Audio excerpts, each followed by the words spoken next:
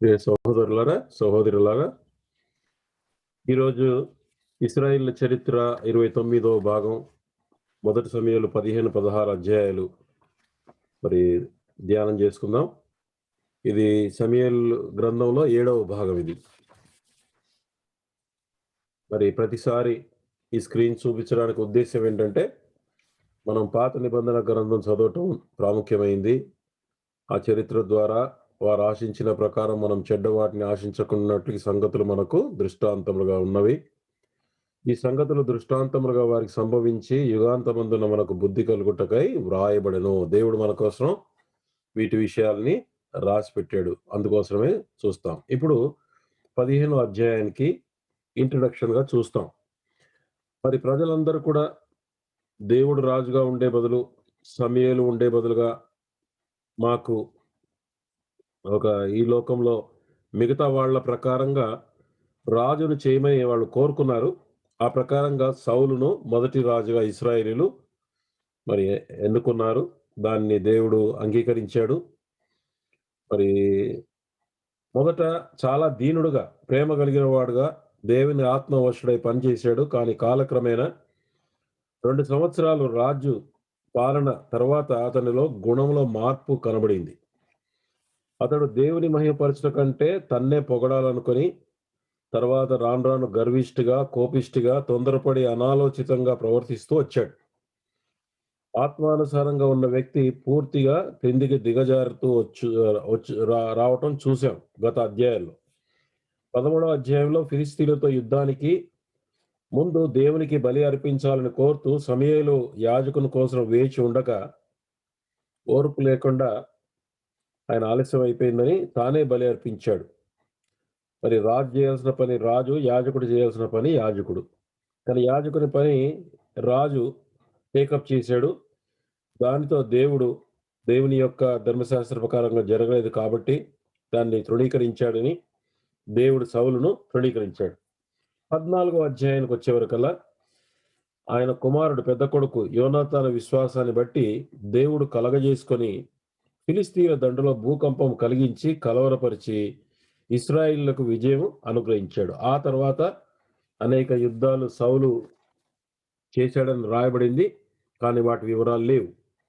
ఇప్పుడు ఈ 15వ అధ్యాయం ఆ సంఘటన అంటే మిక్మాష్ లో చాప్టర్ 14లో మిక్మాష్ యుద్ధం మనం చూసాం.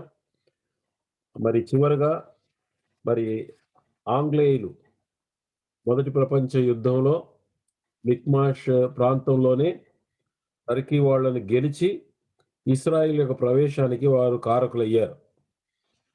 వారు కూడా ఆ యుద్ధంలో గెలుపుకి కారణం యోనాతాను వెళ్ళినటువంటి విధంగానే వెళ్ళారు. ఆ కాలంలో మిరాకిల్ జరిగినట్లుగానే మరి 1917 మొదటి ప్రపంచ యుద్ధంలో కూడా దేవుడు కలగజేసుకొని ఇశ్రాయేల్ వారి పక్షాన ఇంగ్లీష్ వాళ్ళకు సహాయం చేశాడు. ఇప్పుడు ఆ చరిత్ర తర్వాత మధ్యలో మనకు వివరాలు ఏమి లేవు. ఇప్పుడు 24 సంవత్సరాలు గడిచిపోయినాయి. సుమారు 24 సంవత్సరాల తర్వాత 15వ అధ్యాయంలో ఇప్పుడు మనం చదివేటటువంటి చరిత్ర మొదలవుతుంది. 15వ అధ్యాయం 1వ వచనంలో ఇక్కడ ఒకానొక దినమున సమూయేలు సౌలును పిలిచి, యెహోవా ఇశ్రాయేలీయులకు తన జనుల మీద నిన్ను రాజుగా అభిషేకించుటకై నన్ను పంపెను. యెహోవా మాట వినుము, జాగ్రత్తగా వినుము అన్నాడు. ఇక్కడ అంటే కేర్ఫుల్ గా వినాలని మరి ఇంగ్లీష్ బైబిల్లో దాని గురించి ఉన్నట్లుగా చూస్తాం. మొదటి సమూయేలు 14వ అధ్యాయంలో మిక్మాష్ యుద్ధం జరిగి ఫిలిష్తీయులు పారిపోయారు. ఇంకా వాళ్ళు చాలా నష్టం కలిగింది. ఇప్పుడు అదే 24 సంవత్సరాల తర్వాత ఈ యొక్క సంఘటన మరి సమూయేలు వచ్చి మరి సౌలును పిలిచి ఈ మాటను చాలా జాగ్రత్తగా విను, యెహోవా చెప్పే మాట విను అన్నాడు. మరొకసారి అంటే మొదటిసారి ఫెయిల్ అయ్యాడు దేవునికి విధేయత చూపకుండా. ఈసారన్నా విధేయత చూపించి పాత తప్పు సరిదిద్దుకొని దేవుని యొద్ద మరి దీనుడై ఉండడానికి అవకాశం దేవుడు కల్పించాడు. దేవుడు పదే పదే మనము జ్ఞానంతో ప్రవర్తించుటకు అనేక అవకాశాలు ఇస్తాడు మన జీవితంలో కూడా. ఒకరి తర్వాత ఒకరికి మరి ఇశ్రాయేల్ చరిత్రలో ప్రవక్తలను పంపారు. మనకు కూడా ఆయా వర్తమానాల ద్వారా దేవుడు మాట్లాడుతుంటాడు. వాక్యం ద్వారా మాట్లాడుతుంటాడు. మనం సరియైన విధంగా ప్రవర్తించడానికి ఈ అవకాశాలన్నీ. అయితే ఈ అవకాశాలు వచ్చి, వచ్చి ఆగిపోతాయి. మనం విధేయత చూపకపోతే ఇక దేవుడు మాట్లాడడు. సౌలు చరిత్ర ద్వారా దేవుడు అతని స్థితి ఎలా మారిపోతుందో చూపుట మనకు జ్ఞానోదయం కలగడానికి, బుద్ధి కలగడానికి చరిత్ర ఉన్నట్టుగా నాకు అనిపించింది. ఈ 15వ అధ్యాయం. అది సౌలు యొక్క చరిత్ర యాక్చువల్‌గా ఒక న్యాచురల్ మ్యాన్ శరీరానుసారంగా అంటే విశ్వాసియే గాని శరీరానుసారంగా జీవిస్తే ఎలాగుంటాడో ఆ విషయాన్ని మరి ఈయన జీవితం ద్వారా చూడొచ్చు. 15వ అధ్యాయం 2, 3 వచనాలు. బ్రదర్ వెంకటేష్. సైన్యములకు అధిపతియగు యెహోవా సెలవిచ్చినదేమనగా, అమాలేకీయులు ఇశ్రాయేలీయులకు చేసినది నాకు జ్ఞాపకమే. వారు ఐగుప్తులో నుండి రాగానే అమాలేకీయులు వారికి విరోధులై మార్గమందు వారి మీదికి వచ్చిరి గదా. కాబట్టి నీవు పోయి కనికరింపక అమాలేకీయులను హతము చేయుచు పురుషులనేమి, స్త్రీలనేమి, బాలురనేమి, పసిపిల్లలనేమి, ఎద్దులనేమి, గొర్రెలనేమి, ఒంటెలనేమి, గార్ధబములనేమి అన్నిటినీ హతము చేసి వారికి కలిగినదంతయు బొత్తిగా పాడు చేసి అమాలేకీయులను నిర్మూలము చేయమని చెప్పాను. ఇది దేవుని యొక్క ఆజ్ఞ. వాళ్ళను బొత్తిగా పాడు చేశాను. మరి కలిగినదంతయు బొత్తిగా పాడు చేసి. మరి ఈవెన్ ఏమన్నాడంటే పురుషులు, స్త్రీలు, బాలురు, పసిపిల్లలు కూడా అందరినీ మరి నాశనం చేయమన్నాడు. ఇంత సీరియస్‌గా దేవుడు ఎందుకు చెప్పాడో మనం చరిత్ర కొంచెం తెలుసుకుంటే మనకు మేలవుతుంది. లేకపోతే దేవుడు ఇంత కఠినంగా చెప్పాడు. అలాగే కనానీయుల విషయంలో కూడా అలాగే చెప్పబడింది. వాళ్ళని కూడా మిగతా ఇశ్రాయేల్ దేశాల చుట్టూన్న మిగతా దేశాల పట్ల దేవుడు అంత కఠినంగా వారితో డీల్ చేయమని చెప్పలేదు. కానీ ఏదైతే దేశం ఇశ్రాయేలులకు చెందిందో ఎక్కడైతే కనానీయులు అయితే ఎవరో ఉన్నారో ఆ ప్రాంతం మాత్రం వాళ్ళని బొత్తిగా నాశనం చేయమని చెప్పాడు. ఎందుకంటే వారి యొక్క దుష్ట ప్రవర్తన దేవుని యొక్క దృష్టిలో తీర్పుకు మరి అలాగ వారిని నాశనం చేయాలి. అలాగే వీళ్ళు కూడా అమాలేకులు. అసలు అమాలేకులు ఎవరు? మొట్టమొదటిగా అమాలేకుల చరిత్ర తెలుసుకోవడానికి అబ్రహాము కుమారుడు ఇస్సాకుకి 2 కొడుకులు, ఏశావు, యాకోబు. ఇక యాకోబు పిల్లలు ఇశ్రాయేలు ప్రజలు. అది మనకు తెలుసు. ఇప్పుడు మన వాళ్ళ చరిత్రనే చూస్తున్నాం. కానీ యాకోబు అన్న ఏశావు ఆయనకు కొడుకు ఎలీఫజు. మరి ఎలీఫజుకు పుట్టినటువంటి ఒక కుమారుడే అమాలేకు. అంటే ఈ అమాలేకు ఈ యొక్క ఏశావు యొక్క మనవడు చెప్పాలంటే గనక. కానీ అతను అమాలేకీయుల్లో నాయకుడు అయ్యాడు. అమాలేకీయులకు మూల పురుషుడుగా మారిపోయాడు. సో యాకోబు సంతానమైన ఇశ్రాయేలు వారికి పెద్దనాన్న సంతానం, సొంత బంధువులు.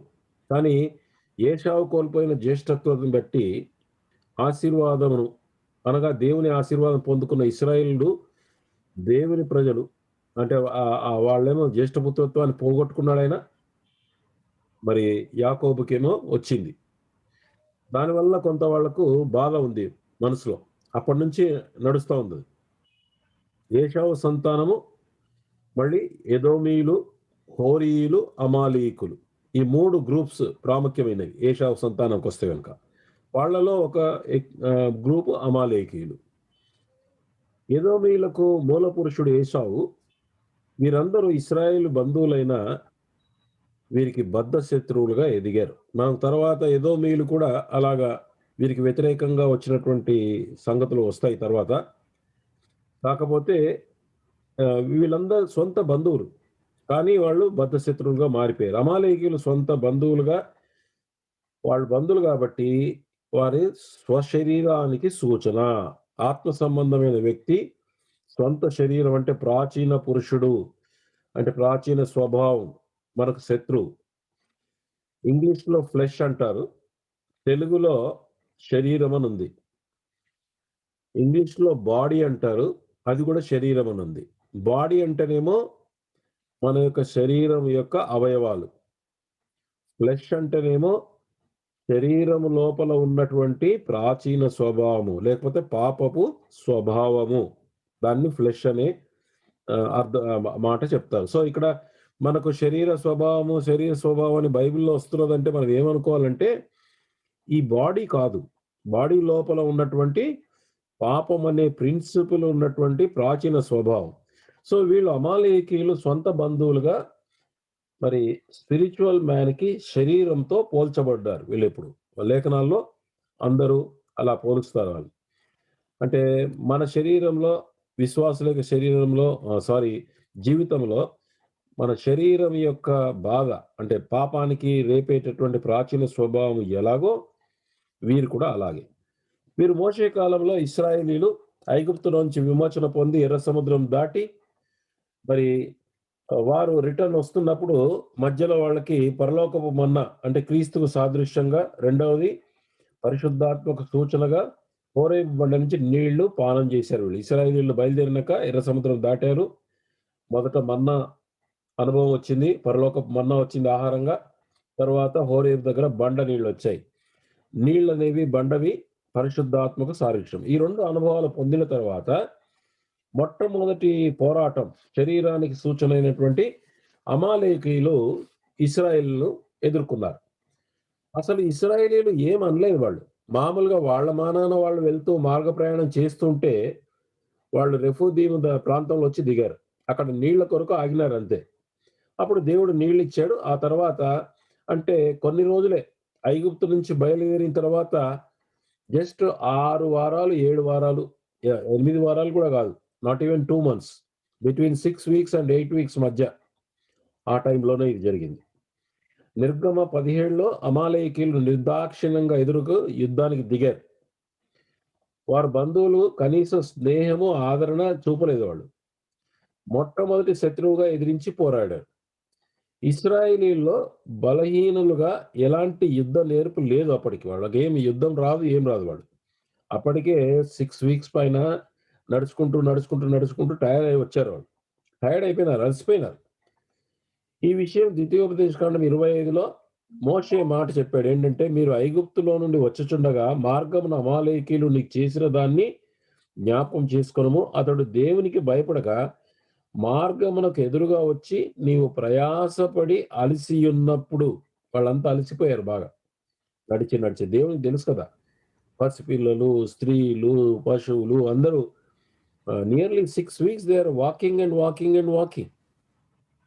ఆ టైంలో నీ వారిలో నీ వెనక ఉన్న బలహీనులందరినీ హతము చేశాను అని ద్వితీయోపదేశకాండంలో 25 అధ్యాయం 17, 18 వచనంలో మోషే అన్నాడు. దాని అర్థం ఏంటంటే, వాళ్ళు బలహీనులను వెనక ఉన్నోళ్లను చంపడం మొదలుపెట్టాడు. స్త్రీలను, ముసలోళ్లను, తర్వాత వీక్ పీపుల్ని. అందుకే ఈ యుద్ధం ఎదిరించినప్పుడు అమాలేకులు తమ చేతిని యెహోవా సింహాసనముకు విరోధంగా ఎత్తిరి. యెహోవాకు అమాలేకీయులతో తరతరములకు యుద్ధం అన్నాడు. ఇక్కడ యుద్ధము ఇశ్రాయేలీయులకు అమాలేకీయులకు కాదు, దేవునితోనే, యెహోవాతోనే యుద్ధం. ఎందుకంటే యెహోవా వారికి తోడుగా ఉండి వాళ్ళని నడిపిస్తున్నటువంటి సంగతి అంటే ఐగుప్తులో జరిగినటువంటి సంగతులు, అద్భుతాలన్నీ కూడా వింటూ ఉన్నారు. ప్రపంచం అంతా వింటున్నారు. వీళ్ళకి తెలుసు దేవుడు తోడుగా ఉండి యెహోవా వారిని నడిపిస్తున్నాడని తెలిసిన ఆయన సింహాసనానికి, ఆయన అధికారానికి ఎదురుగా తిరిగారు. కాబట్టి అక్కడ పరిశుద్ధాత్మ దేవుడు ఏం రాయించి పెట్టాడంటే, యెహోవాకు అమాలేకీయులతో తరతరముల వరకు యుద్ధము. ఇశ్రాయేలీయుల కాదు ఇది. కాబట్టి ఇది యెహోవా యుద్ధమే ఇది యాక్చువల్‌గా. అందుకే వాళ్ళని గెలవడానికి యెహోషువ మరి ప్రజలను అంటే సైనికులను ఏర్పాటు చేసుకొని అతను యుద్ధానికి దిగాడు. మరి తర్వాత పైన కొండ మీదనేమో మోషే ప్రార్థన చేస్తున్నాడు. మోషే పైకెత్తి ప్రార్థన చేసినప్పుడేమో వాళ్ళు గెలిచారు ఇశ్రాయేలీయులు. చేతులు కింద దిగిపోయినప్పుడేమో అమాలేకీయులు గెలుస్తూ వచ్చారు. అంటే కింద యుద్ధం చేస్తున్నా గాని ప్రార్థన చేయటం చాలా ప్రాముఖ్యం. అలాగే మన జీవితంలో ఉన్నటువంటి ఈ శరీరం అనేటటువంటి పాపపు నియమమును గెలవాలంటే దానితో ఒకవైపు పోరాడుతూ రావాలి. రెండవది ప్రార్థన ద్వారా బలాన్ని, పరిశుద్ధాత్మ దేవుని శక్తిని పొందుకోవాలి. మోషే చేతులు బరువు ఎక్కితే మరి ఒక రాయి వేసి ఆ పక్కన ఇద్దరు అహరోను హూరు అనేటటువంటి ఇద్దరు మరి సహోదరులు ఆ పక్కన ఈ పక్కన ఒకరు అతని చేతులు పట్టుకొని ఆదుకుంటే సూర్యుడు అస్తమించే వరకు నిలకడగా ఉన్నాడు. అట్లు యెహోషువ మొత్తం అందరినీ వాళ్ళని గెలిచాడు. అమాలేకు రాజును అతని జనులను గెలిచినట్టుగా చూస్తాం. మనము మన జీవితంలో కూడా అంతే. శరీరంపై విజయం సాధించాలంటే ప్రార్థన ద్వారా దేవుని యొక్క ఆత్మ సహాయాన్ని పొందుకుంటాం. ఆత్మ సహాయంతో శరీర శోధనలు మనం పోరాడి గెలుస్తాం. సో ఇది మంచి పాఠం అక్కడ మనకి. మనలో ఉన్న శరీరపు యొక్క ఆశల్ని గెలవాలి అంటే ఒకటేమో ప్రార్థన ద్వారా మరి దేవుని సహాయాన్ని కోరుకోవాలి. దేవుని ఆత్మ మనలో ఉన్నాడు. ఆయన సహాయంతో ఈ యొక్క శోధనలో మనము మరి వాటిని చంపాలా అని అంటాడు. అంటే ఐ థింక్ రోమన్స్ చాప్టర్ 8లో ఉంది ఈ మాట. రోమా 8:13 8:13 రోమా 8:13 ఒక్క నిమిషం చూస్తున్నా నేను. మీరు శరీరానుసారంగా ప్రవర్తించినట్ల చావవలసిన వారే ఇందురు గాని ఆత్మ చేత శారీర క్రియలను చంపిన యెడల జీవించెదరు. ఆత్మ చేత మనలో ఉన్నటువంటి దేవుని యొక్క ఆత్మ ద్వారా శక్తి పొందుకొని శరీర క్రియలను మనం చంపాలి. అంటే వాటికి నో అని చెప్పాలి. సో అయితే why God is so much angry upon అమాలేకీయులు. కొంతమంది ఏమనుకుంటున్నారంటే ఎంత క్రూరంగా ఉందండి ఇది, బొత్తిగా నాశనం చేయమన్నాడు, పసిపిల్లలను కూడా చంపేసేయమన్నాడు. దేవునికి ఇంత కోపం ఎందుకంటే బలహీనులు నిస్సహాయులైనటువంటి వారిపైన బలము కలిగిన వారు క్రూరంగా ప్రవర్తిస్తే దేవుడు ద్వేషిస్తాడు. అందుచేత బలహీనులు తమ ప్రజలై మరి అందులో ఈ బలహీనులు కనుక దేవుని ప్రజలైతే దేవునికి మరీ కోపం. పాపమును సహించలేని అతి పరిశుద్ధమైన దేవుడు అమాలేకీయులు చేసినటువంటి పాపం ఇందాక మనం చదివినట్టుగా వెనక ఉన్న బలహీనులను అనగా వృద్ధులను, బలహీనులను, స్త్రీలను చంపాడు. అందుకే అగగును చంపకముందు సమూయేలు చెప్పిన మాట ఏంటంటే, నీ కత్తి స్త్రీలకు సంతు లేకుండా చేసినట్లు, అంటే వారు బలహీన స్త్రీలను పొట్టలో పడిచి ఎంతమందిని సంతు లేని వారుగా చేశారో తెలియదు. దేవుడు ఎల్లప్పుడూ బీదలు, బలహీనులు, నిస్సహాయులు, దిక్కులేని వారి పక్షాన న్యాయం తీరుస్తాడు. ఇది వాక్యంలో మనకు ఉంది. చాలా వాక్యాలు ఉన్నాయి. అందుకోసమే ఎప్పుడు కూడా మనం బలహీనుల జోలికి పోకూడదు, బీదల జోలికి పోకూడదు, వారికి అన్యాయం చేయొద్దు. దిక్కులేనటువంటి పిల్లలు, మరి తర్వాత విధవరాళ్ళు, వాళ్ళ పక్షాన దేవుడే డైరెక్ట్ గా వారి పక్షపాతం వహిస్తాడు అంటాడు. వారికి గనుక హాని చేస్తే దేవునికి చాలా కోపం. అందుకే ఏమంటాడంటే, బీదలకిచ్చు దరిద్రుని దోచుకొనవద్దు, గుమ్మం వద్ద దీనులను బాధించవద్దు. యెహోవా వారి పక్షంన వాద్యమాడును, ఆయన వారిని దోచుకొని వారి ప్రాణమును దోచుకొను అంటాడు. ఇదంతా ఇంపార్టెంట్ అండి. అంటే వాడు బీదవాడు, మరి వాడికి ఇంకొక మాట ఏమన్నాడంటే ప్రావెర్బ్స్ 28:27లో బీదలకి ఇచ్చువానికి లేమి కలగదు. అంటే మనం బీదలకు హెల్ప్ చేస్తే మనకు కొదవ రాదు. కానీ బీద కష్టపడుతున్నా కన్నులు మూసుకొని వారికి బహుశాపములు కలుగును. ఎంత కష్టమైనటువంటి విషయమోనండి యాక్చువల్‌గా. తర్వాత ఒక చోట అంటాడు, వారి ప్రాణము ఆయనకు తీపి అంటాడు. ఎక్కడున్నాడు అది? బీదలను వెక్కిరించేవాడు వారి సృష్టికర్తను నిందించును. తర్వాత దరిద్రులను బాధించేవాడు వారి సృష్టికర్తను నిందించి వాడు బీదను కనికరించేవాడు గనుక ఆయన గణపరచును. కనకరిస్తే గనుక దేవుని గణపరుస్తాం. సామ్స్ చాప్టర్ 72:12లో ఉంది. దరిద్రులు మొరపెట్టగా అతడు వారిని విడిపించును. అంటే దేవుడు విడిపిస్తాడు. దీనులను నిరాధారులుగా అతను విడిపించును. 72:13 కీర్తనలు. నిరుపేదల యందు బీదల యందు అతడు కనికరించును. బీదల ప్రాణములను అతడు రక్షించును. ఎవరు? దేవుడే. కపట బలాత్కారముల నుండి అతడు వారి ప్రాణం విమోచించును. వారి ప్రాణం అతని దృష్టికి ప్రియమైనదిగా ఉండును. ఇది చాలా ముఖ్యమైనటువంటి విషయం అండి. దేవునికి ఎంతో ప్రియమైనది. అందుకే ఇక్కడ ఆ నిస్సహాయులైనటువంటి స్త్రీలు, బలహీనులైనటువంటి వృద్ధులైనటువంటి వీక్ పీపుల్‌ని వాళ్ళు చంపారు. అది దేవుడు పరిగణనలోకి తీసుకున్నాడు. అయితే వాళ్ళకి ఆ సంఘటన జరిగి మోషే కాలంలో జరిగి ఇప్పుడు మన సౌలు కాలంకొచ్చే వరకు 400 సంవత్సరాల కాలం గడిచింది. ఈ 400 సంవత్సరాల్లో వాళ్ళు పశ్చాత్తాపపడి దేవుని యొద్ద క్షమాపణ పొందుకొని ఉంటే గనక మరి దేవుడు వారికి సహాయం చేసి ఉండేవాడు. కానీ వారలా చేయలేదు. కనుక న్యాయం గల దేవుని లెక్కల చొప్పున తీర్పు సమయం ఇప్పుడొచ్చింది. కాలము పాపాన్ని హరించదండి. కాలం గడిచిన కొద్దీ పాపం ఆటోమేటిక్‌గా పోతదని అనుకోవద్దు. దేవుని ఎదుట ఉన్న పాపము కేవలం క్రీస్తు రక్తములోనే తుడిచివేయబడుతుంది. సరే నేనెప్పుడో జేసినా గదా! ఒక 10 ఏళ్ల కింద జేసినా గదా! అని అనుకుంటే అదలా పోదు. క్రీస్తు రక్తమే మార్గము. యేసు లేనిచో పాపికి ఆశ్రయం లేదు. క్రీస్తుకు పూర్వం బలి రక్తము ద్వారా క్రీస్తుకు గుర్తుగా అర్పించేవాళ్ళు. అట్లు తర్వాత వచ్చే క్రీస్తును దృష్టిలో పెట్టుకొని దేవుడు వారిని క్షమించేవాడు. అమాలేకులు అలా చేయలేదు. ఇంకో విషయం అమాలేకులను దేవుడు డైరెక్ట్‌గా శిక్షించొచ్చు. సొదొమ, గొమొర్రా పట్టణాల్ని కాల్చివేశాడు. వీరిని కూడా కాల్చొచ్చు. కానీ వారి పాపం ఏంటంటే ఇశ్రాయేలీయులను మిలిటరీ అటాక్ చేశారు కాబట్టి వారి పాపమును అనుసరించి దేవుడు ఇక్కడ కత్తివాత చేత వారిని నాశనం చేయాలని నిర్ణయించాడు. 400 సంవత్సరాలు అయింది గానీ వాళ్ళలో పశ్చాత్తాపం రాలేదు. 15వ అధ్యాయం 3వ వచనంలో కాబట్టి నీవు పోయి కనికరింపక అమాలేకీయులను హతము చేయుచు పురుషులనేమి, స్త్రీలనేమి, బాలులనేమి, పసిపిల్లలనేమి, ఎద్దులనేమి, గొర్రెలనేమి, ఒంటెలనేమి, గార్ధబములనేమి అన్నిటిని హతం చేసి వారికి కలిగినంతయు బొత్తిగా పాడు చేసి నిర్మూలం చేయమన్నాడు. అయితే వీళ్ళు ఎందుకు దేవుడు ఇంత చెప్పాడంటే ఇలాంటి వాళ్ళు సమాజంలో పిచ్చి కుక్క లాంటి వాళ్ళు. మనం గనక పిచ్చి కుక్కను వదిలేస్తే పిచ్చి పట్టిన కుక్క అయితే గనక అది కూడా సఫర్ అవుతుంటది.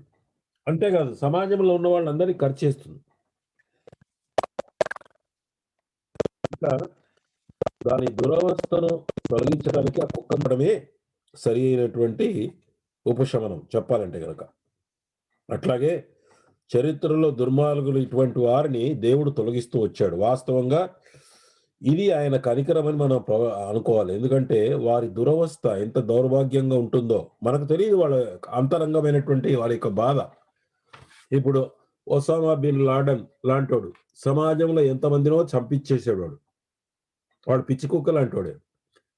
సో కాబట్టి వాడికి ప్రాబ్లమే, వాడి బ్రతుకు ప్రాబ్లమే, వాడి తోటున్నోళ్ళందరూ కూడా ఇక నెమ్మదేమని ఉంటుందా? జీవితంలో శాంతి సంతోషం ఉండదు వాళ్ళకి.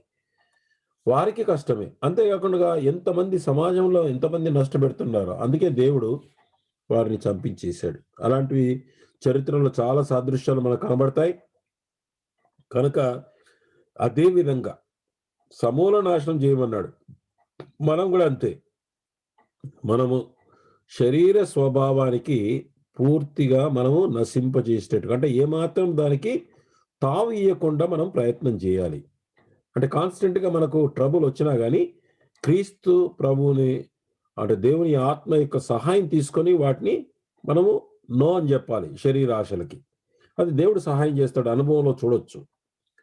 అమాలేకు అంటే లోయలో నివసించుట, డ్వెల్లింగ్ ఇన్ ద వ్యాలీ, లో స్పాట్స్ అంటే నిరాశ, దిక్కులేని అంటే ఎవరు లేనటువంటి భావము, డిస్పేరు, కృంగుదల, విచారము ఇవన్నీ కూడా మనం శరీరాన్ని గనక అనుమతిస్తే, శరీర శోధనలు గనక అనుమతిస్తే మనకు కలిగే ఫలితం ఏంటంటే చివరికి ఇలాంటివే లో లెవెల్‌లో మనం జీవిస్తాం. మనలో నిరాశ, దిక్కులేనటువంటి పరిస్థితి, కృంగుదల వస్తుంది. 15వ అధ్యాయం 4 నుంచి 6 వచనాలు. Brother can you help me? అంతటా సౌలు జనులను పోగు చేసి తెలాయిములో వారిని లెక్కబెట్టగా కాలుబలము 2,00,000 మందియు, యూదావారు 10,000 మందియు ఉండిరి. అప్పుడు సౌలు అమాలేకీయుల పట్టణములలో ఒకదానికి వచ్చి లోయలో పొంచి ఉండి, ఇశ్రాయేలీయులు ఐగుప్తులో నుండి వచ్చినప్పుడు మీరు వారికి ఉపకారము చేసితిరి కనుక అమాలేకీయులతో కూడా నేను మిమ్మును నాశనము చేయకుండునట్లు మీరు వారిలో నుండి బయలుదేరి పోవుడని కేనీయులకు వర్తమానం పంపగా కేనీయులు అమాలేకీయులలో నుండి వెళ్ళిపోయిరి. కేనీయులు వీళ్ళు ఎవరంటే, మోషే మామ పేరు ఇత్రో అంటారు తెలుగులో. అంటే భార్య తండ్రి, మోషే యొక్క భార్య తండ్రి. అతను కేనీయుడు. మోషే అరణ్య మార్గంలో బయలుదేరినప్పుడు వారితో కూడా రమ్మంటే మొదట ఆయన రానన్నాడు. లేలే నేను రాను అని అన్నాడు. కానీ మోషే ఏమన్నాడంటే, అయ్యా నువ్వు మాకు కన్నుల వంటి వాడుగా ఉంటావు, ఈ యొక్క అరణ్యం నీకు బాగా తెలుసు, మాకు సహాయంగా ఉంటావంటే అప్పుడు ఆయన తను అంగీకరించి వారికి సహాయం చేశాడు. అట్లు కేనీయులు ఉపకారం చేశారు కాబట్టి కేనీయులను అమాలేకీయులు కలిసి వాళ్ళు జీవిస్తున్నారు. అందుకే సౌలు ఏం చెప్పాడంటే, ముందు కేనీయులారా మీరు మాకు ఎంతో హెల్ప్ చేశారు, ముందు మీరు అక్కడికి వెళ్ళి వెళ్ళిపోండి అంటే వాళ్ళు వెళ్ళిపోయారు. 7, 8, 9 వచనాలు. అగగు. తర్వాత సౌలు అమాలేకీయులను హవీలా నుండి ఐగుప్తు దేశపు మార్గమున ఉన్న షూరు వరకు తరిమి హతము చేసి అమాలేకీయుల రాజైన అగగును ప్రాణముతో పట్టుకొని జనులనందరినీ కత్తి చేత నిర్మూలము చేసెను. సౌలును జనులను కూడి అగగును గొర్రెలలోను ఎడ్లలోను కొవ్విన గొర్రె పిల్లలు మొదలైన వాటిలో నుండి మంచి వాటిని నిర్మూలము చేయక కడగా నుంచి పనికిరాని నీచ పశువులన్నిటినీ నిర్మూలము చేసిరి. ఇక్కడ సౌలు దేవుడు చెప్పినటువంటి ఆజ్ఞ పూర్తిగా నెరవేర్చకుండా అగగును వదిలేశాడు. అంటే అతను పట్టుకొచ్చాడు. మళ్ళీ తర్వాత అగగు కాకుండా తర్వాత చరిత్రలో వాళ్ళ సంతానం కూడా పారిపోయారని అక్కడ మనకు అర్థమవుతుంది. అది చూస్తాం. అది తర్వాత మరి సౌలే ఈ పని చేయకపోతే మిగతా జనులంతా ఏం చేశారంటే వాళ్ళు గొర్రెలను ఎడ్లను వాటన్నిటిని ఉంచారు, నిర్మూలన చేయకుండా వాళ్ళు ఉంచారు. దోపుడు సొమ్ము కింద అనుకున్నారు. కానీ ప్రశ్న అడిగితే లేదు, బలి అర్పించడానికి కోసరం అన్న మాట చెప్తాడు ఆయన.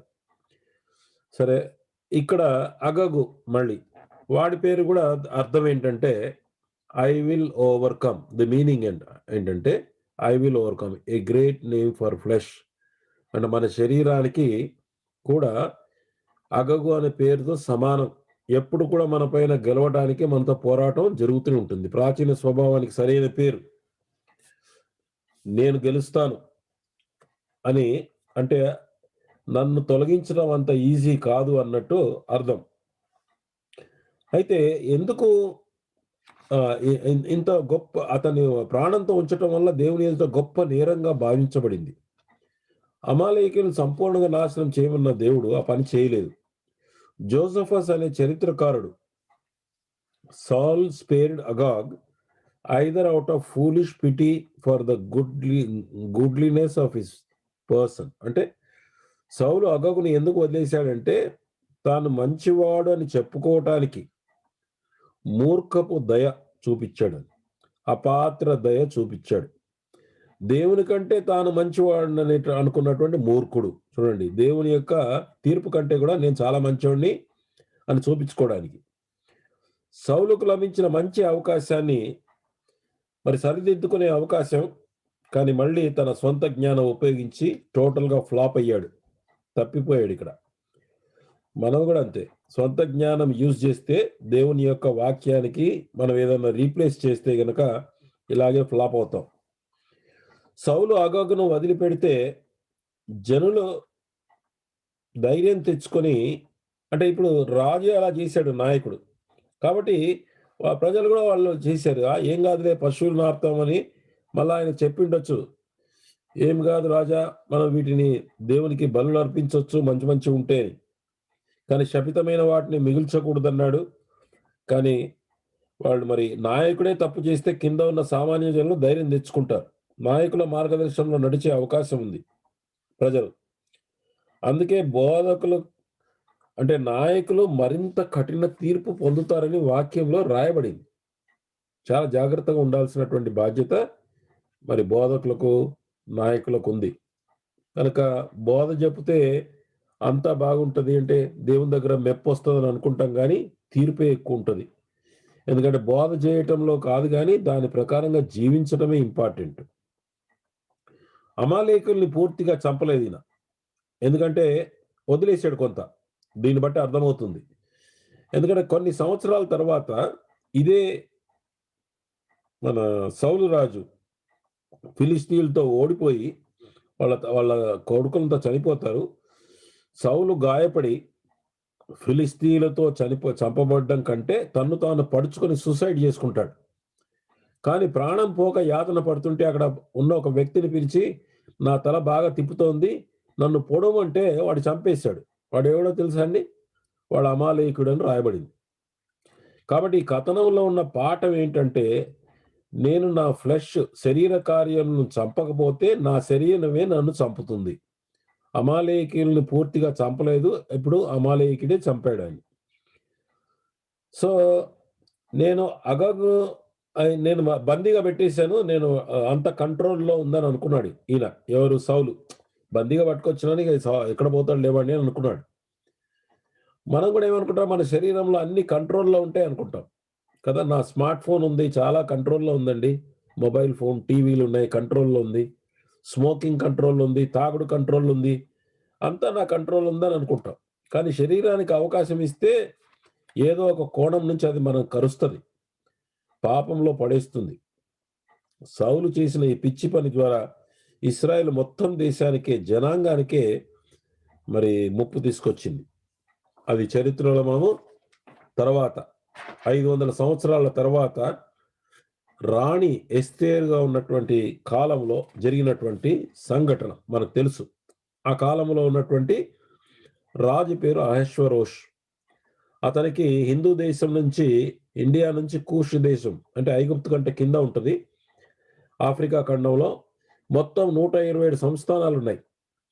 ఆ 127 సంస్థానాలున్న ఇశ్రాయేలీయులందరినీ కూడా చంపటానికి ఈ ఒక వ్యక్తి హామాను స్పాట్ పెట్టాడు. అవకాశం చూసి వాళ్ళని చంపేయాలని ప్రయత్నం చేశాడు. రాజు యొక్క ఆర్డర్ కూడా ఇచ్చేశాడు. అన్ని 127 సంస్థానాలున్న యూదులందరూ మొత్తము చంపేయాల. కానీ మరి అప్పుడు అక్కడ ఉన్నటువంటి ఎస్తేరు ఆ కాలంలో రాణిగా ఉంది. మరి అతని యొక్క మొర్దెకై, ఎస్తేరు చిన్నాన్న, మరి అతను హెచ్చరిక ద్వారా ఆమె రాజు దగ్గరికెళ్ళి కలవాలి. రాజును కలవాలంటే అపాయింట్మెంట్ లేకుండా వెళ్ళకూడదు. అట్లా వెళ్ళిపోతే గనక ఆయన యాక్సెప్ట్ చేయకపోతే మరణదండనే. ఎవ్వరు పోవటానికి లేదు అక్కడ రూల్ అది రాజు దగ్గరికి. మొత్తం యూదులంతా, తాను రాణి అయినా గాని తాను 3 రోజులు ఉపవాసం ఉంది. యూదులందరినీ ఉపవాసం ఉండమన్నది. దాని అర్థం ఏంటంటే తనకు పవర్ ఉంది గదా! అధికారం ఉన్నది గదా! అని చేయలేం మనం. మనకు కూడా అధికారం ఉందని మనం చేయగలమని అనుకుంటాం. కానీ ఆమె ఉపవాసం ద్వారా దేవుని యొక్క సహాయాన్ని కోరుకుంది. అప్పుడు దేవుడు అద్భుతంగా మరి అవకాశాన్ని కలుగజేశాడు. ఆ హామాన్ అనేటోడు దుర్మార్గుడు, కుళ్ళుబోతు వ్యక్తి. మొత్తం ఇశ్రాయేల్ వంశాలకే నాశనం చేయాలని మరి అతను ఎక్కడో తెలుసా అండి? వాడి యొక్క వంశం ఏంటంటే హగాగీయుడు అని రాయబడింది. అంటే ఈ అగగు నుంచి వచ్చిన సంతానమే. ఆ కాలంలో సౌలు గనుక చంపేసినుంటే ఈ ఈ యొక్క ఇష్యూ వచ్చేది కాదు. 500 సంవత్సరాల తర్వాత మొత్తం ఇశ్రాయేలుని చంపడానికి మరి జరిగింది. కనుక మరి సౌలు చేసినటువంటి తప్పు వల్ల తెచ్చినటువంటి నష్టము ఎంత ప్రమాదమో మరి దేవుడు ముందే పసిగట్టి అలా వద్దని చెప్పాడు. అంతేకాదు, యూదులంతా గనక చనిపోయినుంటే ఎస్తేరు రాణి గనక ఆ సమయంలో దేవుడు వాడుకోవడానికి పాత్రగా ఉండకపోతే గనక వారి ద్వారా వచ్చే రక్షకుడైన యేసుక్రీస్తు రాకుండా సాతానుడు హామానును ఉపయోగించిన పన్నాగం అది. అయితే దేవుడు ఆ పన్నాగాన్ని తిరగజేసి, రివర్స్ చేసి అమాలేకీయులంతా కూడా యూదుల విరోధులందరినీ అంటే అమాలేకీయులందరినీ కూడా మరి యూదులు చంపేశారు. కాబట్టి సౌలు చేసినటువంటి తప్పు బట్టి మనం నేర్చుకోవాల్సిన అవసరం ఏమిటంటే, మన ఫ్లెష్‌ను కూడా మనం ఎలా డీల్ చేస్తామో దాన్ని బట్టి మన పిల్లలు, మనవలు, కుటుంబ సభ్యులు, బంధువులు అందరి పైన ప్రభావం ఉంటుందండి. సంఘంలో ఇరుగు పొరుగు వారి మీద. It's very important. అక్కడ ఫ్లెష్‌ను వదిలేసాడు, అగగును వదిలేసాడు. అంటే వాడి యొక్క సంతానం వదిలేసారు, పారిపోయారు వాళ్ళు. వాళ్ళు వదిలేయడంతో ఎంత ప్రమాదం వచ్చిందో తర్వాత కాలంలో. కాబట్టి మన జీవితంలో కూడా ఫ్లెష్‌లీ యాక్షన్ అంటే శరీరానుసారమైనటువంటి ఒక దుష్టక్రియ గనక మనము పాలు పొందితే దాని వలన ప్రభావం ఎంతమంది మీద ఉంటుందో తర్వాత. అందుకే జాగ్రత్తగా సమూయేలు వినమన్నాడు. సో, మరి తర్వాత ఇంకొక ఆలోచన ఏంటంటే సౌలు అగగును బందీగా ఎందుకు తీసుకొచ్చాడంటే ఒక ట్రోఫీగా తీసుకొచ్చాడు. ఆ రోజుల్లో మరి ఆ కాలాల్లో మరి రాజులు కాలంలో ఏం చేసేవాళ్ళంటే శత్రువులను ఓడించిన తర్వాత అక్కడ ఉండేటువంటి వాడు బందీగా తీసుకొచ్చి అక్కడ రాజవీధుల్లో ఊరేగించేవాడు. నేను చాలా గొప్పవాడిని, నా గర్వానికి, విజయానికి కారణం ఎంత విజయం సంపాదించున్నానో అని అందరికి ప్రజలకు చెప్పడానికి వాళ్ళు చేస్తారు. సౌలు కూడా ఇతర దేశాల వారు చేసినట్లు చేయాలని దేవుని ఆజ్ఞను పూర్తిగా వ్యతిరేకం చేశాడు. అంటే ఎందుకు? అతని బందీగా ప్రాణాలతో తీసుకొచ్చి తనకు కీర్తి ప్రతిష్టలు కలగడానికి, ప్రజలు పొగడడానికి, విజయానికి సాదృశ్యము నేనే అన్నట్టుగా చెప్పడానికి ప్రయత్నం చేశాడు. కానీ ఎంత ప్రమాదం అది. దేవుడు తన యొక్క రాజ్యాన్ని పక్కకు పెట్టేశాడు. ఇంకా లోకాచారము, లోకమును చూచి వారి ప్రకారం విశ్వాసుల ఇళ్లల్లో, సంఘాల్లో ప్రవర్తిస్తే అవి దేవుని వాక్యానికి విరుద్ధంగా ఉండే అవకాశం ఉంది. ఏది చేసినా దేవుని చిత్తం, దేవుని వాక్యమే మనకు కొలబద్ద. వాక్యానుసారంగా లేనివి మనము ఏవి పాటించకుండా జాగ్రత్తగా పడాలండి. జాగ్రత్త పడాలి. ఎందుకంటే ఇక్కడ ఈ సౌలు just he copied tradition of the other nations. 15వ అధ్యాయం 10, 11వ వచనం.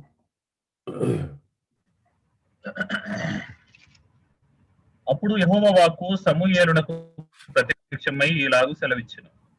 సౌలు నన్ను అనుసరింపక వెనుక తీసి నా ఆజ్ఞలను గైకొనకపోయేను గనుక అతనిని రాజుగా నిర్ణయించినందుకు నేను పశ్చాత్తాపపడుచున్నాను.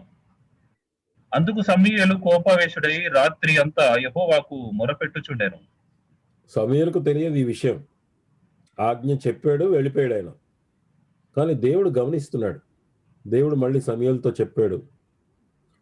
దేవునికి కూడా దాని విషయంలో హీ ఫెల్ట్, దేవుని పరిశుద్ధాత్మ దేవునికి దుఃఖపడ్డాడు. యాక్చువల్గా God's heart was pained over Saul's disobedience.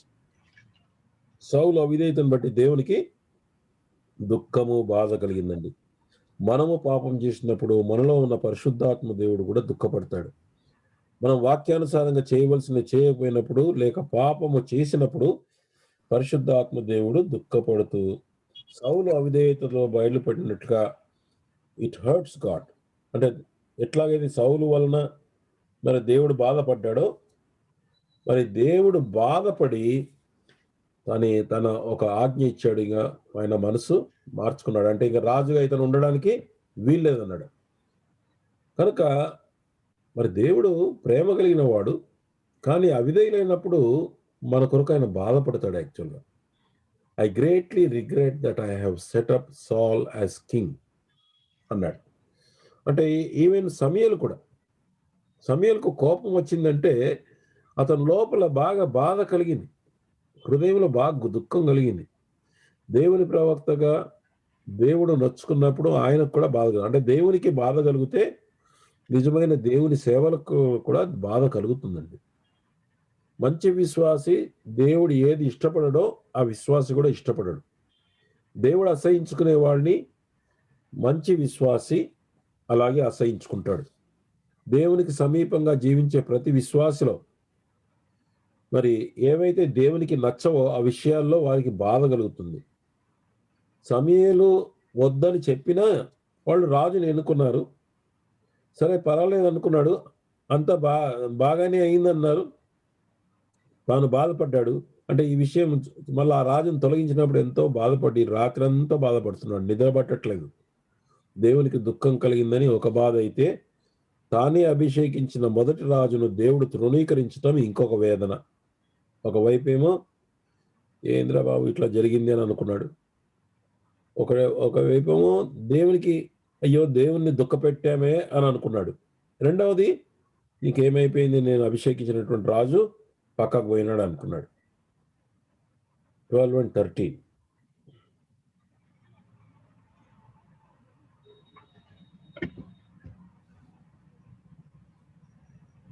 ఉదయమున సమూయేలు లేచి సౌలును ఎదుర్కొనుటకు పోగా సౌలు కర్మేలునకు వచ్చి అక్కడ జయసూచకమైన శిలను నిలిపి తిరిగి గిల్గాలునకు పోయనన్న సమాచారము వినెను. తరువాత అతడు సౌలునొద్దకు రాగా సౌలు, యెహోవా వలన నీకు ఆశీర్వాదము కలుగును గాక, యెహోవా ఆజ్ఞ నేను నెరవేర్చితిననగా.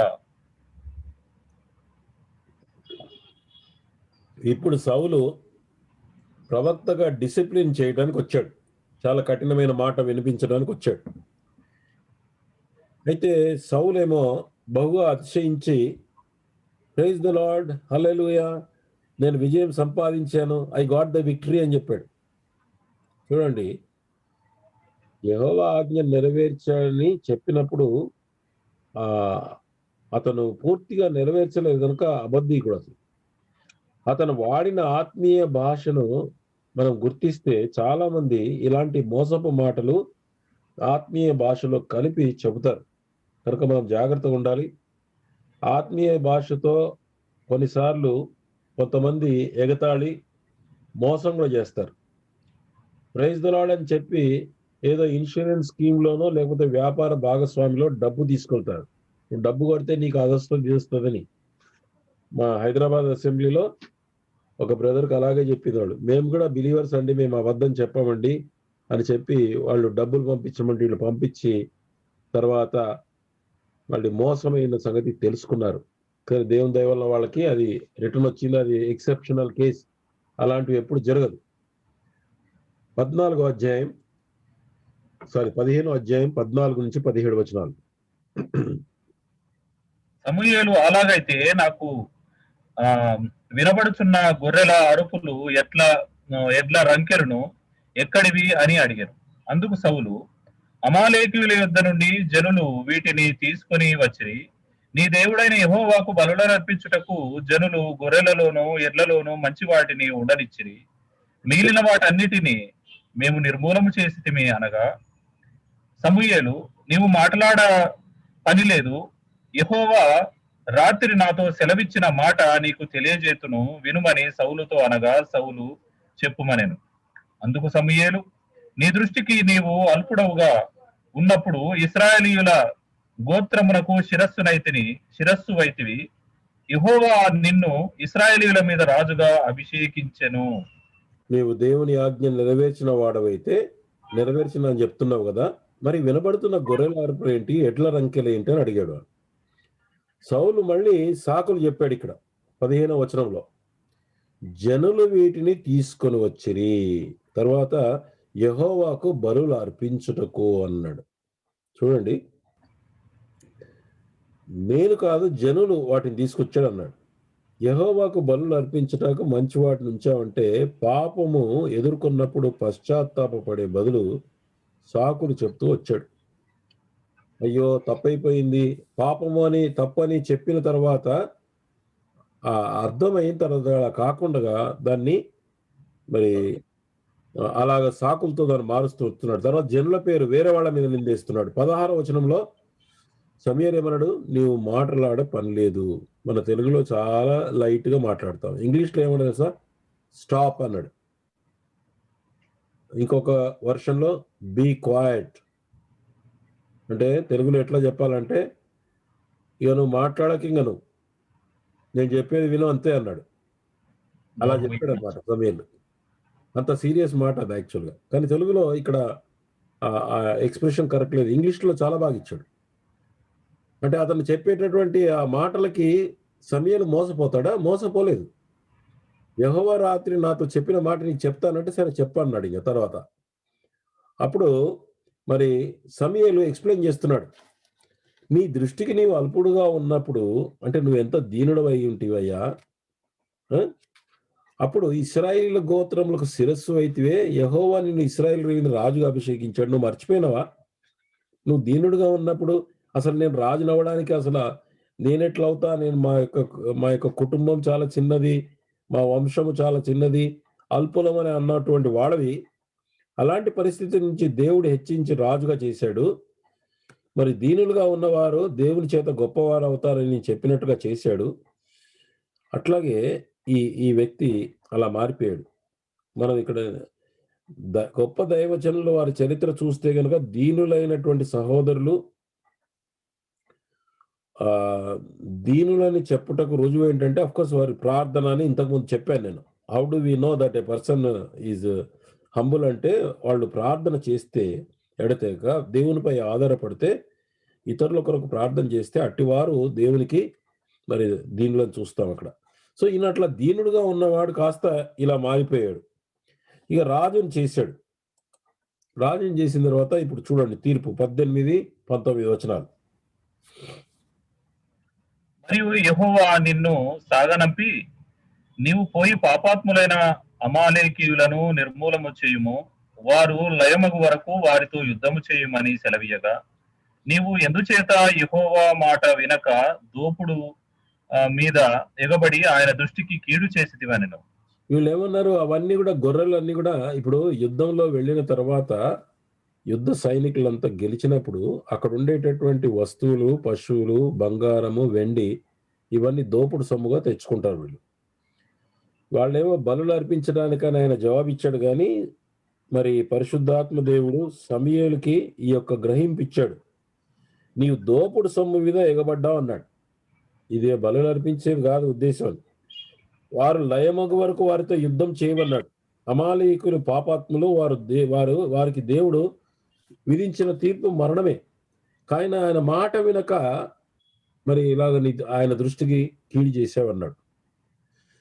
వాళ్ళు మంచివి దేవికి బలి అర్పించడానికని అబద్ధం చెప్పారు. వారి హృదయాల్లోనేమో జరిగిన దేవుడు అవి దోపుడు మీద ఎగబడ్డారు అన్నాడు ఆయన.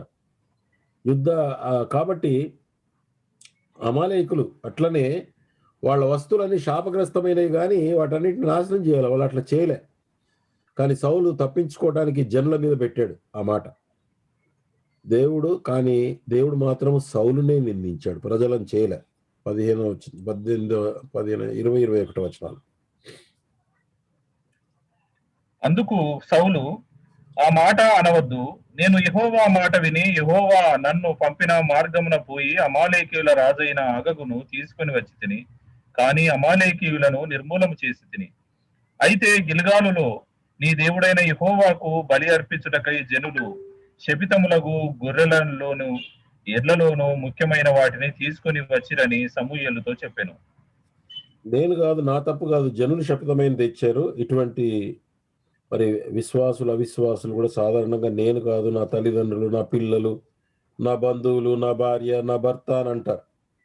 అంటే మనం నేరుగా ఒప్పుకోకుండా వేరే వాళ్ళ మీద పెట్టడం అనేది మరి దేవుడు యాక్చువల్గా యాక్సెప్ట్ చేయడు. 15వ అధ్యాయం 22, 23 ఇక్కడ స్క్రీన్ మీద కూడా పెట్టానది, ఒకసారి చదవరా.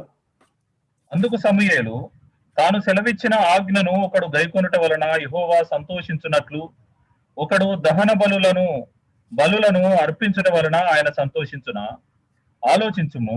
బలులు అర్పించుట కంటే ఆజ్ఞను గైకొనుటయు, పొట్టేళ్ల క్రొవ్వు అర్పించుట కంటే మాట వినుటయు శ్రేష్టము. తిరుగుబాటు చేయుట సోదె చెప్పుటయను పాపముతో సమానము. మూర్ఖతను అగపరచుట మాయా విగ్రహము గృహ దేవతలను పూజించుటతో సమానము. యెహోవా ఆజ్ఞను నీవు విసర్జించితివి కనుక నీవు రాజుగా ఉండకుండా ఆయన నిన్ను విసర్జించననగా.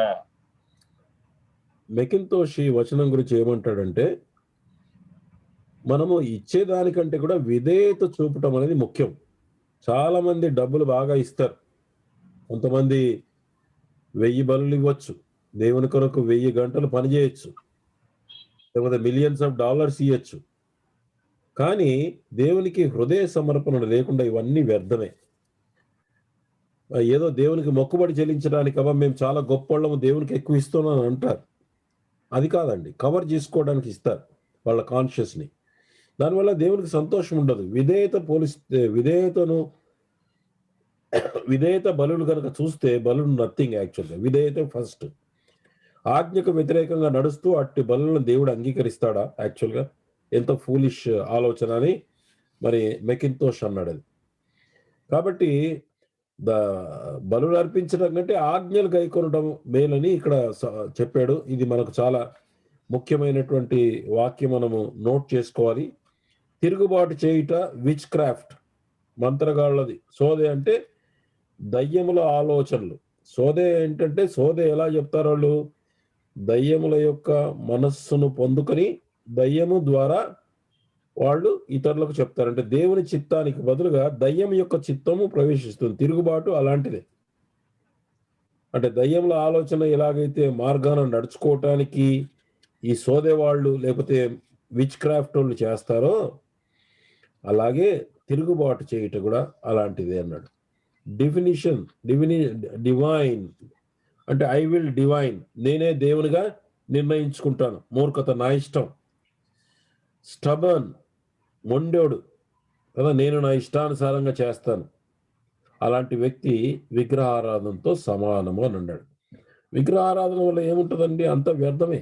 అక్కడ ఆ విగ్రహంలో మన ప్రార్థన వినదు, అది చూడదు అని తెలిసినా కూడా మూర్ఖంగా మొండిగా అలాగే వెళ్ళిపోతుంటారు. కాబట్టి విగ్రహారాధన ఎంత పాపమో, మరి ఇట్లాగా దేవుని ఎడల మొండిగా ఉండటం కూడా మరి అంతంత సమానం అన్నాడు. దీన్ని బట్టి నీవు రాజుగా తృణీకరించబడ్డావు, దేవుడు నిన్ను విసర్జించాడు. సాకులు చెప్పక సింపుల్గా పాపము తప్పు ఒప్పుకుంటే మన రాజరికాన్ని కాపాడుకుంటాం. యాక్చువల్ కూడా మన పిలుపు కూడా తన రాజ్యమునకు మహిమకు పిలిచాడు మన దేవుణ్ణి.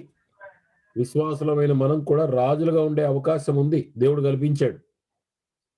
ఆయన కుమారునితో పాటు రాజ్యము షేర్ చేయడానికి పిలిచాడు యాక్చువల్గా. అయితే ఆ పిలుపును కాపాడుకోవాలంటే సౌలు చరిత్ర ద్వారా నేర్చుకోవాల్సిన కొన్ని పాఠాలు ఇవి. మొదటిది, దీనులుగా ఉండాలి, గర్వంగా కాదు. దీనులంటే ప్రార్థన వీరులు, నిజంగా అటివారు. రెండవది, ఆజ్ఞలు గైకొని మాట వినుట బలుల కంటే శ్రేష్టం. మనం ఎంతో సమర్పించుకున్నాము. నేను ₹1,00,000 ఇచ్చినా, ఇంత ఇచ్చినా, సంఘానికి ఇచ్చినా, ప్రజలకు ఇచ్చినా, వాళ్ళకి పంచిపెట్టినా అదంతా వేస్ట్. దేవుని మాట వినటమే ముఖ్యమైంది. కాబట్టి మనం రాబోనటువంటి కాలంలో మనం రాజ్యంలో పాలు పొందాలంటే సౌలు ఎలాగైతే తృణీకరించబడ్డాడో అలా కాకుండా మనం దేవుని యొక్క మాట వినాలి. తిరుగుబాటు కాదు, దేవుని ఆజ్ఞకు విధేయత చూపించాలి. నాలుగవది, మూర్ఖత, మొండితనం. స్వంత ఆలోచన మీద మొండితనం పట్టొద్దు. దేవుని ఆలోచన కొరకు ప్రతి విషయాన్ని వెతకాలి. దేవా నీ చిత్తమని ఆయనకు వదిలేయటం అనేది నేర్చుకోవాలి. ఐదవది, పాపము తప్పిదం చేసినప్పుడు సాకులు చెప్పకుండా, వేరే వాళ్ళ మీద చెప్పకుండా నేరుగా దేవుని సన్నిధిలో ఒప్పుకొని వదిలిపెట్టాలి. మార్పు, పశ్చాత్తాపము సమయం ఉండగానే జరగాలండి. అది కూడా సమయం దాటిపోతే లాభం లేదు. ఇప్పుడు ఈయన సమయంలో వచ్చి అడిగే వరకు కాకుండా అంతకు ముందే కనుక మార్చుకొని ఉంటే బాగుండేది. లేక సమయాలు అడిగిన తర్వాత కూడా ఐఎమ్ సారీ, మిస్టేక్ అయిపోయింది అని అంటేనన్నా కనీసం కొంత కనికరం దేవుని దగ్గర పొంది ఉండేవాడు. 24 నుంచి 29 వరకు చూడండి, చదవండి. సౌలు జనులకు జడిసి వారి మాట వినినందున నేను యెహోవా ఆజ్ఞను నీ మాటలను మీరి పాపము తెచ్చుకొంటిని.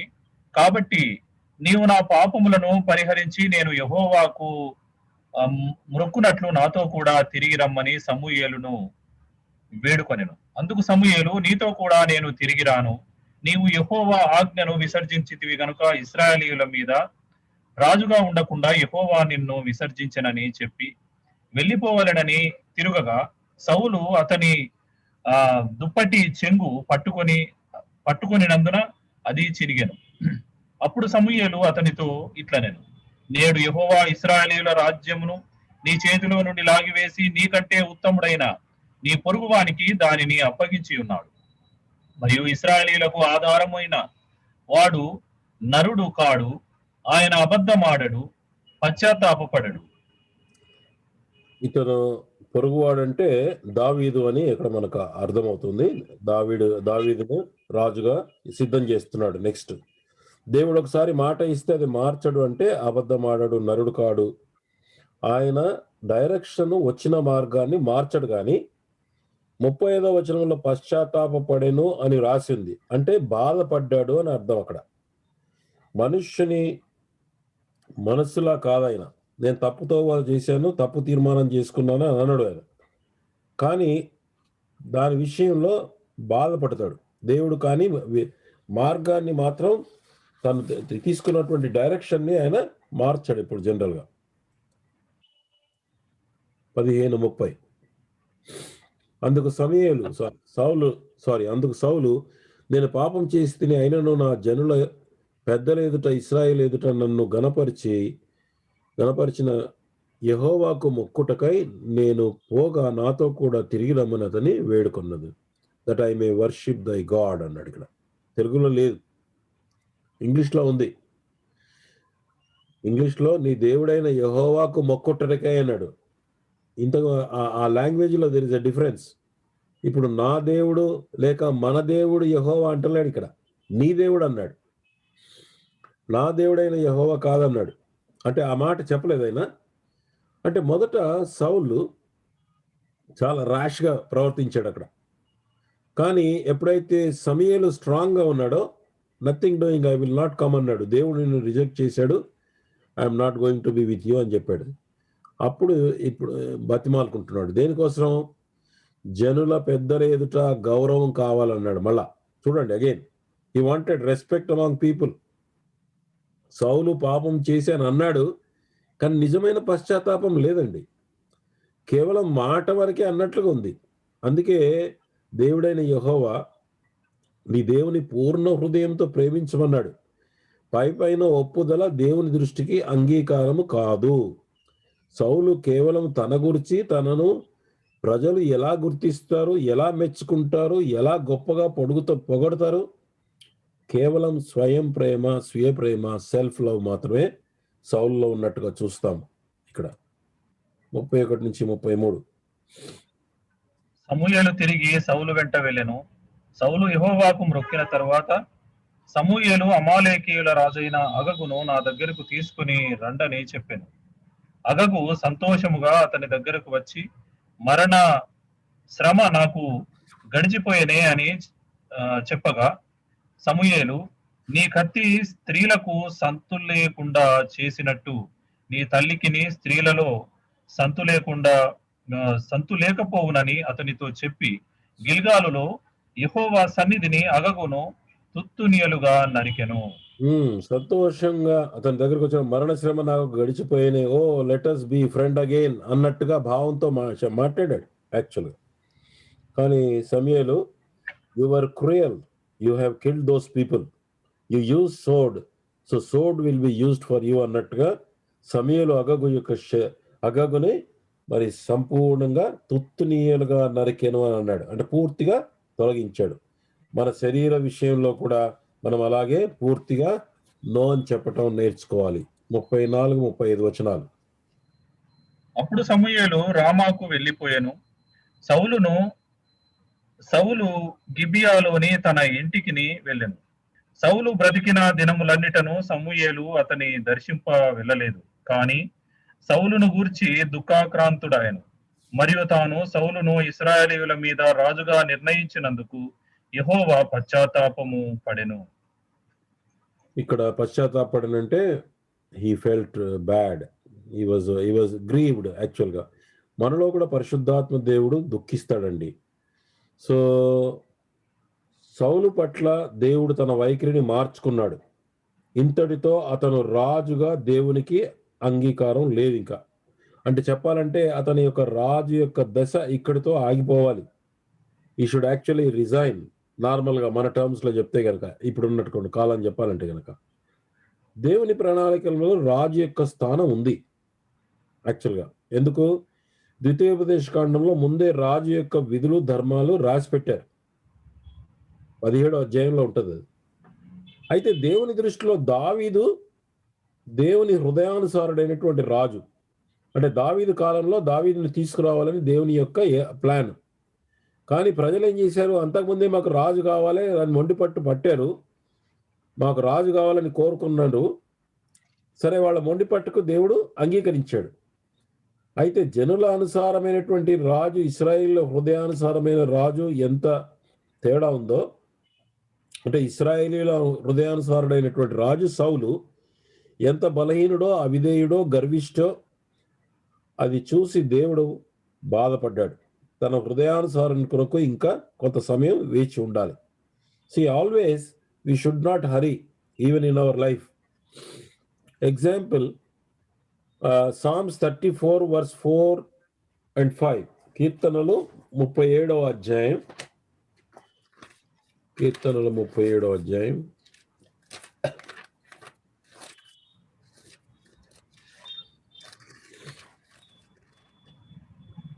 37వ అధ్యాయం 4వ వచనం. యెహోవాను బట్టి సంతోషించుము, ఆయన నీ హృదయ వాంఛలను తీర్చును. 5. నీ మార్గమును యెహోవాకు అప్పగింపుము, నీవు ఆయనను నమ్ముకొనుము, ఆయన నీ కార్యము నెరవేర్చును. ఇంకా 7 కూడా బ్రదర్. ఆయన వెలుగును వలె నీ నీతిని, మధ్యాహ్నము వలె నీ నిర్దోషత్వమును వెల్లడిపరచును. యెహోవా ఎదుట మౌనముగా ఉండి ఆయన కొరకు కనిపెట్టుకునుము. తన మార్గమున వర్ధిల్లు వాని చూచి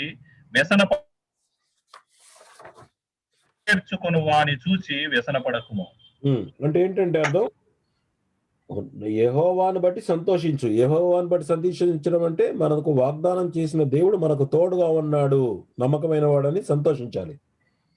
ఆయన నీ హృదయ వాంఛలను తీరుస్తాడు. మన మార్గంని యెహోవాకు అప్పగించాలి.